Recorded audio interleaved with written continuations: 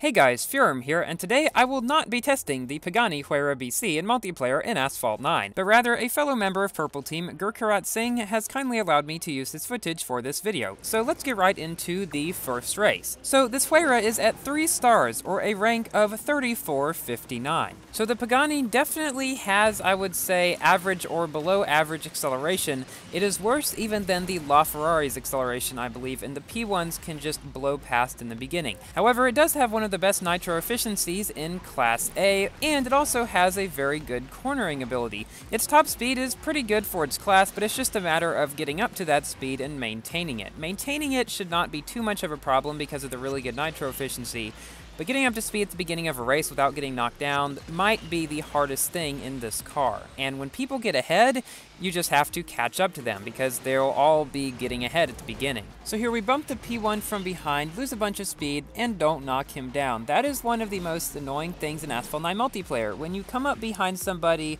and you bump them, and nothing happens other than you just lose speed. So the cars right ahead of us right now are that P1, as well as another Huayra BC, and we will see a lot of other BCs in this video, because while it may not be the most useful car, a lot of people did manage to get it. It probably would take a few thousand tokens to get it. Now, as I've said in previous videos, I did not go for this car, thus why I had somebody else record races for me. Because I have a 3-star SV, a 3-star 918, and a 4-star P1, this would be pointless for me to try to get. And I do plan to make a video about my P1 this multiplayer season. Okay, so we beat 2 P1s as well as a 4,000 rank BC. I believe that is a 5-starred one, or possibly a 6-starred, I'm not sure. So in this race, we are facing 2 P1s. One is at 2 stars, and one is at 5 stars. Yeah, there's a big difference there. Even though I've gotten pretty used to the multiplayer matchmaking in Asphalt 9, and although it usually works very good most of the time, there are those times when you get people with cars way higher than you because they have around the same player rating as you, and there's nothing you can really do about that.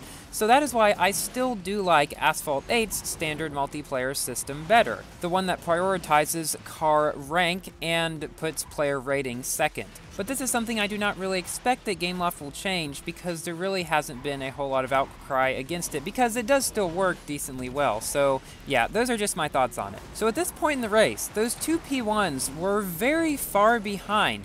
However, you will see that they do actually start catching up. I'm not exactly sure how exactly, but they do. You see that P1 back there has already started getting back onto the map, and you will see throughout the second lap that he does pull closer and closer. Now, one amazing thing about the Huayra BC, and I wish it was like this on all cars, is what I said earlier. It's amazing nitro efficiency and amazing cornering ability, which means you can take a lot of corners with just single nitro rather than having to go into perfect nitro, which means you can stay in nitro for a very long time in this car. Also, shockwave lasts longer, so here the barrel roll does something weird. Now, if you press brake in mid-air, the car will actually right itself if it is going to do a half barrel roll, so that is something to keep in mind.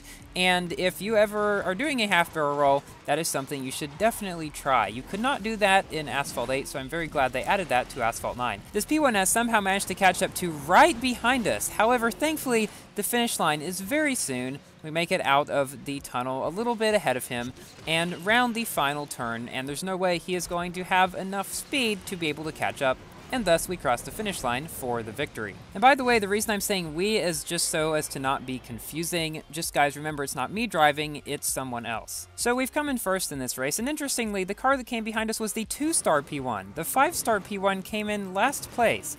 Not exactly sure what happened there. So now for what is likely one of the worst tracks for the Huayra, Rome, since it does not get up to speed very quickly, at least not as quickly as the P1 or cars like that, and there are a lot of turns. It may be difficult to keep good speed, even with the good nitro efficiency. However, as we'll see in this race, if you drive well, you can still do pretty good on tracks that may not be the best for your car. So Gurkirat takes a different route than me here. He goes over to the right while this is longer.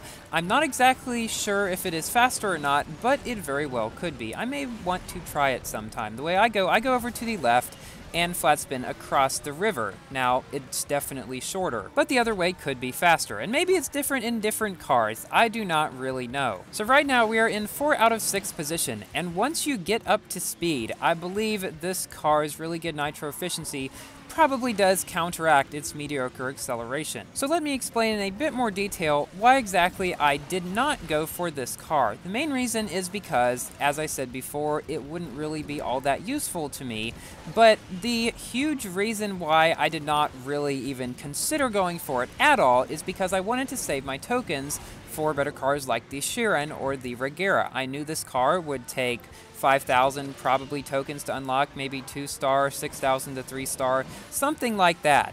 Right now I have like 5,500 tokens, and so getting this car and getting it to the point where it would even be competitive in multiplayer would take pretty much all those tokens, and I'd be back to square one with a car that wouldn't be useful for me at all after this multiplayer season.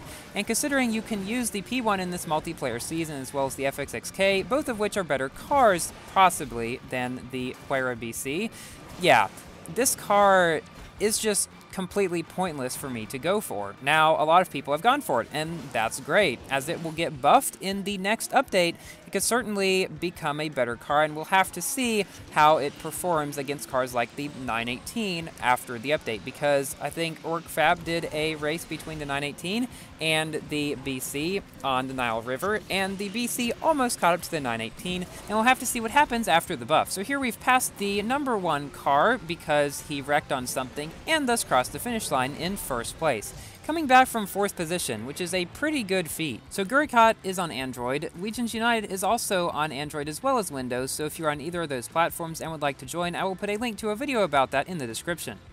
So now we have an 8-player race between 3 Huayras, 3 LaFerraris, and 2 McLaren P1s. This should be quite interesting. And by the way, I thank you for making this car purple for this video. That was a nice thing to think about. So this part of Scotland is one that I have struggled with more than almost any part of any track. Here, go left if you have a good amount of nitro, and go right if you don't, because the left route is a bit shorter. However, the right route is longer but allows you to keep speed better. Coming up to this little jump here, I usually just boost off of it. However, he chooses to 360 and manages to knock someone down. Not exactly sure if it was intentional or not. And then we knock somebody else down. In my P1 video, which will probably be with some races with my 4-star one and some races when it was just at 3 stars, there are a good few races with knockdowns in them that I have dealt to people that have been purely accidental. I don't know exactly why, but there was a set of like maybe 4 or so races where I was just getting knockdowns left and right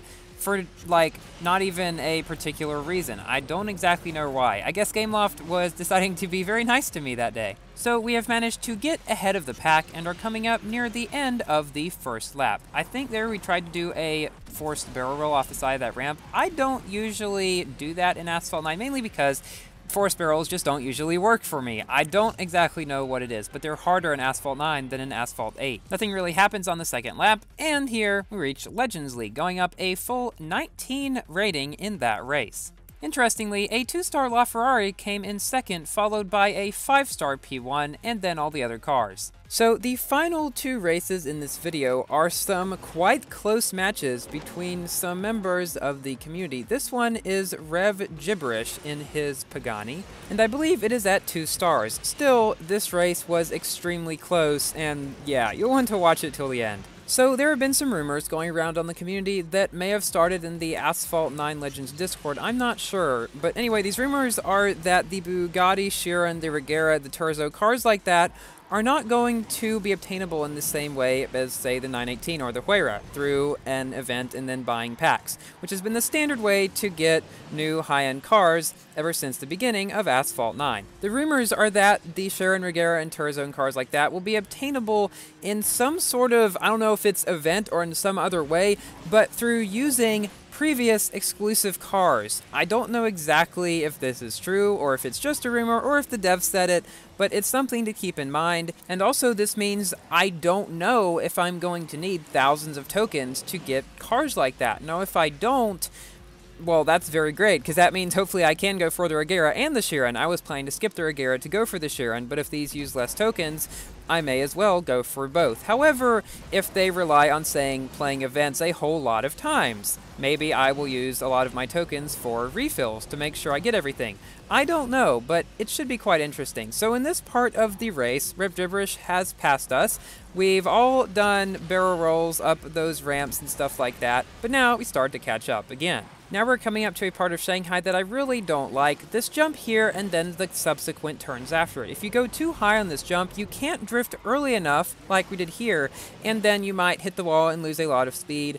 Thankfully, you'll probably still have Shockwave, but still, it wouldn't be as good. And I think that's what happened to Gibberish in this race. I think he may have hit the side and got slowed down. And thus, we are ahead again. However, he is still right behind us. Races like these are some of the most fun ones that I've done. Even though it is not me playing in this race, I've had races very similar to this one, where I've just had a duel against somebody who was very close to my skill level, and we didn't try to 360 each other, but just battled it out with skill. That is really how I think Asphalt 9 battles should be, and why this may be controversial, but I really do think that they should remove just plain 360ing on the ground and knocking anybody down, even if they're faster. That should be removed. 360s in the air, fine, but on the ground, no please. So we beat Gibberish in this race, but not by a whole lot. So the final race of this video is actually against two RPM members, RPM Mush and RPM Areas. I think it's cool having videos on my channel every so often of platforms other than Windows, because you get to see some names that you won't usually see in my videos. Or,